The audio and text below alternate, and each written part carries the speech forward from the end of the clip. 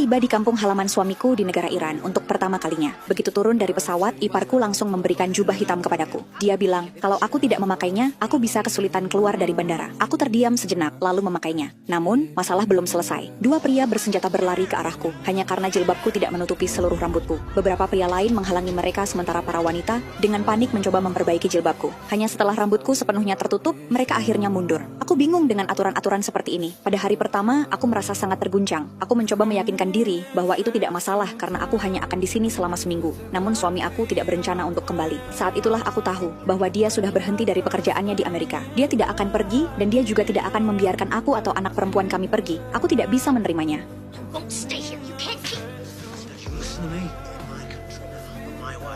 Ketika dia pertama kali memukul aku sangat terkejut. Itu baru permulaan dari mimpi buruk yang lebih buruk. Aku pergi ke keluarga besarnya, berharap ada yang membela aku. Aku menangis saat menceritakan semuanya, tetapi yang aku dapatkan justru tuduhan. Para pria mengatakan bahwa aku tidak seharusnya menantang suami aku. Para wanita hanya berbisik dan menatap aku dengan pandangan penuh kebisuan. Aku merasa terpuruk. Aku akhirnya sadar bahwa tidak ada yang akan membela aku di sini. Kembali ke kamar, aku mengumpulkan semua uang yang aku miliki, berniat untuk membeli tiket kembali ke Amerika. Namun, tak lama kemudian suami aku mengambil paspor dan kartu bank aku. Aku merasa kehilangan arah. Aku pergi ke kedutaan untuk mencari bantuan. Itu tahun 1984 dan hubungan antara Iran dan Amerika sudah terputus. Jadi tidak ada kedutaan Amerika di sini. Aku pergi ke kantor Amerika di kedutaan Swiss. Melihat orang-orang yang memiliki warna kulit yang sama dengan aku hampir membuat aku menangis. Aku berpikir, mungkin inilah harapan yang aku cari. Tapi mereka berkata bahwa karena aku menikahi orang Iran, aku sekarang menjadi warga negara Iran. Tanpa izin suami aku tidak bisa pergi kemana-mana. Bahkan untuk bercerai, hak asuh anak selalu diberikan kepada ayah. Aku tidak bisa membawa anak perempuan aku. Bahkan tidak bisa pergi sendirian. Mereka hanya bisa melihat aku dengan penuh simpati. Aku pulang dan harus menghadapi kemarahan suami aku lagi.